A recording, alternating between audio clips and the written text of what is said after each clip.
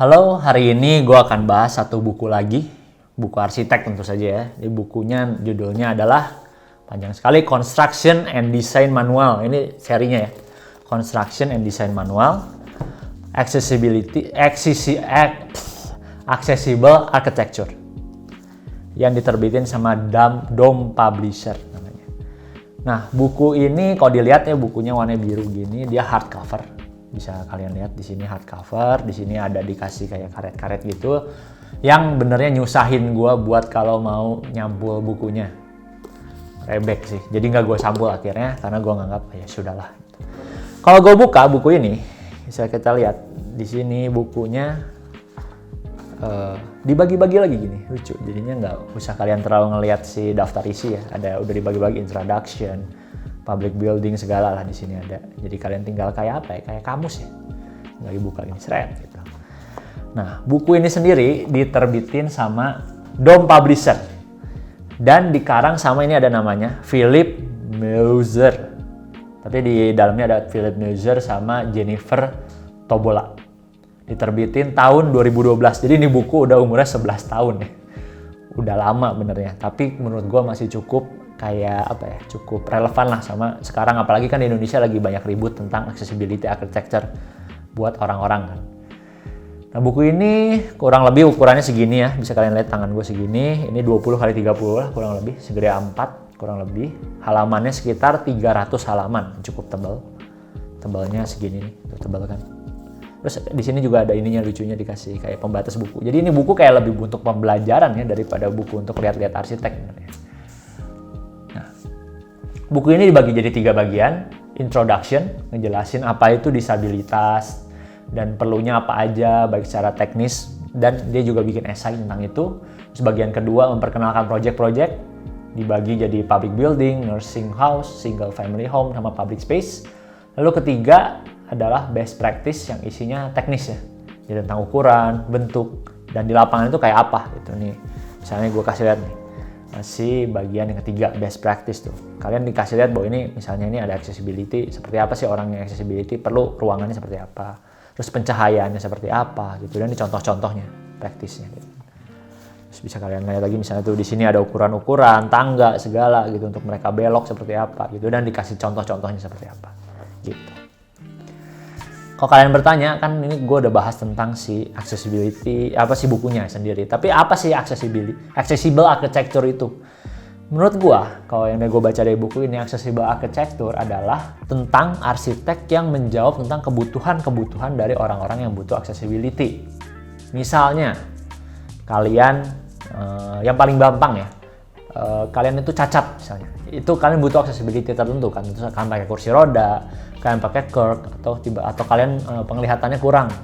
Nah itu kan harus arsiteknya beda ya. Kalau kalian lihat di Kota Bandung sekarang, di trotoarnya itu banyak untuk orang buta jalan ya, yang warna kuning gitu di tengah trotoar kan. Nah itu untuk orang buta jalan, bener, untuk ngerasain di kakinya itu mereka itu, oh kalau yang bentuknya lurus-lurus gitu, mungkin kalian bisa lihat lah nanti.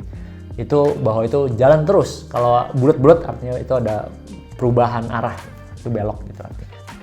Misalnya seperti itu. Tapi nggak sebatas itu aja. Accessibility arsitektur itu berguna juga misalnya buat orang yang udah tua atau anak kecil. Itu juga harus dipikirin ke sana gitu. Bukan cuman buat orang cacat ya, tapi buat orang yang umurnya atau tidak standar lah gitu. Kakinya udah nggak kuat, atau anak kecil kan kakinya pendek lah. Kalian bayangin lah, anak tingginya 80 cm, terus suruh naik tangga ukurannya misalnya tingginya 20 cm gitu kan, berat banget ngangkat kakinya kan. Itu kayak kita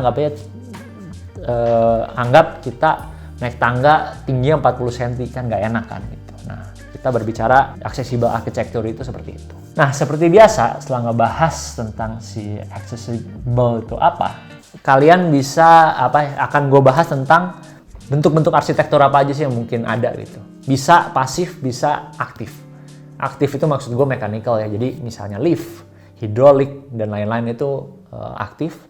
Yang kalau pasif itu lebih ke arah desainnya sudah disiapkan. Misalnya satu, yang paling umum itu barrier free. Jadi nggak ada jeglukan-jeglukan gitu. Jadi itu untuk orang yang tua gitu nggak kesandung gitu jadinya. Dan untuk yang pakai kursi roda lebih gampang. Terus yang kedua mungkin yang seperti itu adalah RAM. Jadi RAM itu kan lebih universal buat siapapun bisa naik kan. Nggak usah ngangkat kaki tinggi-tinggi, pakai kursi roda bisa, udah tua bisa, anak kecil pun bisa. Itu gampang jadi semuanya. Nah, sekarang kalian udah ngerti apa itu accessible architecture. Kita bahas tentang, di sini tentu ada project ya, untuk kalian contek seperti biasa. Nah, gue akan bahas 3 aja. Di sini project ada banyak, ada beberapa. Nggak sebanyak buku lain dan nggak sedetil buku lain, cuman cukup lah gitu. Jadi dia enaknya itu, misalnya ada plan nih, kalian bisa lihat di sini ada plan. Dia bisa ngasih lihat, oh ini loh yang bikin accessible. Oh ini loh liftnya. Oh ini ada accessible toilet gitu misalnya. Itu kalian bisa di highlight sama dia. Jadi kalian bisa memahami dari plan juga seperti apa sih bentuknya. Seperti apa accessibility yang dikasih sama si desainer buat bangunan tersebut. Pertama adalah apartemen elderly near Chur.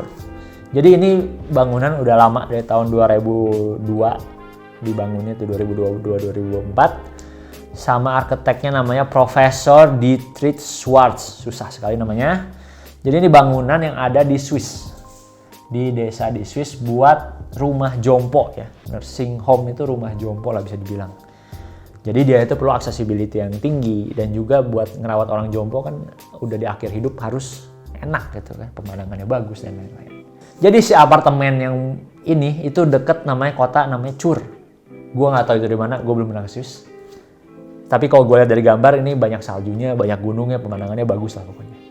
Gitu. Nah si bangunan ini didesain se-barrier free mungkin dengan sedikit mungkin batas-batas antara ruang publik yang ada, misalnya dapur, tempat duduk, tempat nongkrong dan lain-lain.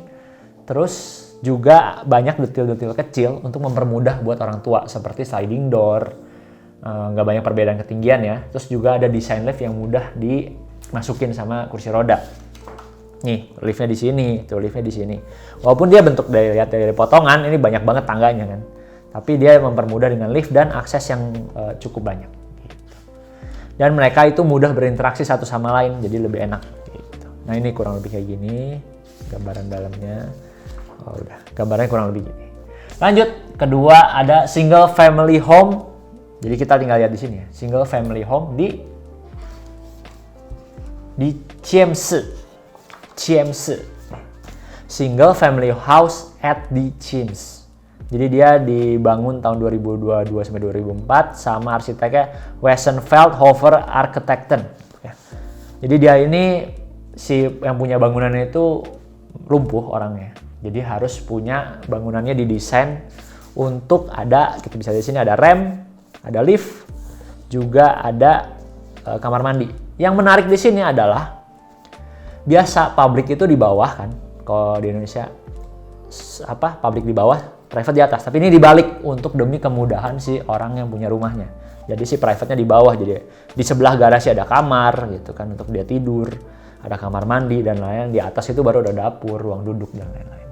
Terus ketiga ada sebuah gereja, church, Square in Speyer. Jadi dia tahun 2002-2004, CF Architekten. Ini ada di Eropa. Yang menarik adalah ini bangunan ya, lihat bangunan kuno ya, bangunan mungkin area gotik kali ya. Dia lihat dari si ornamennya gereja, tapi dia dibikin si ini nih si public space-nya itu dia pengen dibikin supaya lebih mudah. Jadi kita bisa lihat di bagian yang biru ini dia bikin ram sepanjang ini buat orang masuk ke dalam gerejanya dan di pinggirnya dibikin tangga. Jadinya kayak untuk duduk-duduk ya orang misalnya gitu. Kalian bisa lihat di sini ada orang duduk-duduk di maketnya, kurang lebih seperti itu. Demikian 3 proyek yang gue pilih ya buat kalian untuk mungkin proyek-proyek yang menarik, dan di dalamnya juga masih banyak proyek yang menarik tuh, setebal ini kan, setengah bukunya isinya cuma proyek, setengahnya lagi best practice. Dan ini best practice warna kuning, bisa kalian lihat di sini. Warna kertasnya beda di best practice sama di yang ini, yang biasa. Soalnya di best practice itu lebih ke arah kuning, gue nggak ngerti kenapa pilihannya seperti itu. Di yang ini lebih putih, mungkin supaya lebih jelas ya gambarnya yang kelihatan gitu di sini gitu. Sip, seperti itu. Buku ini harganya kurang lebih nggak mahal sih sekarang, cuman 500.000 lah kurang lebih. Dan ini adalah sebuah series ya, jadi Construction and Design Manual ini sebuah seri yang banyak. Jadi misalnya buat bikin apa ya, misalnya gue lupa. Jadi untuk construction, untuk apa, jadi banyak jadinya. Kalian bisa cari si seri ini di toko buku terdekat, nggak mungkin, di online mungkin ada. Oke, dari gue gitu aja. Thank you.